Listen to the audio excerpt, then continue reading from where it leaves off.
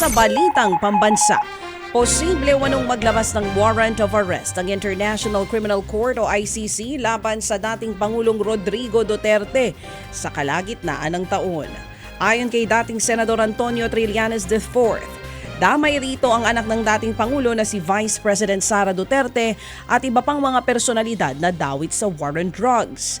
Sa isang panayam sa One News, sinabi ni Trillanes na may komunikasyon sa ICC o may komunikasyon siya sa ICC mula pa noong preliminary examination. Posibleng sa Hunyo o Hulyo raw sisimula ng paghain ng arrest warrant. Ilan pa sa mga iniimbestigahan daw ng ICC, si dating PNP Chief Senator Bato de la Rosa at dating Presidential Aide Bongo. Nauna nang iginiit ni Trillanes na mahigit 50 manong aktibo at dating pulis ang iniimbestigahan ng ICC. Mas mainam pa ring huwag gantihan ng China Coast Guard sa pambobomba nito ng tubig sa ating mga barko. Ayon sa Philippine Coast Guard, posible kasi itong gawing palusot ng China para palalain ang tensyon sa West Philippine Sea.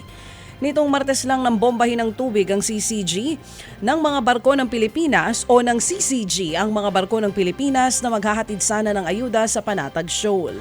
Napinsala sa pag-atake ang BRP Bagakay ng PCG at MV Bangkao ng Bureau of Fisheries and Aquatic Resources of BFAR.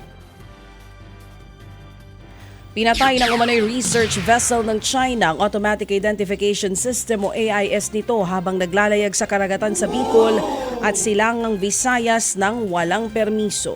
AIS ang gamit para matukoy ang kinalalagyan ng isang barko.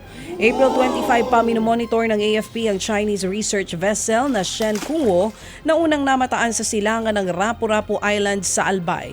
Makailang ulit sinubukang kontakin ng AFP ang naturang barko pero walang sumasagot.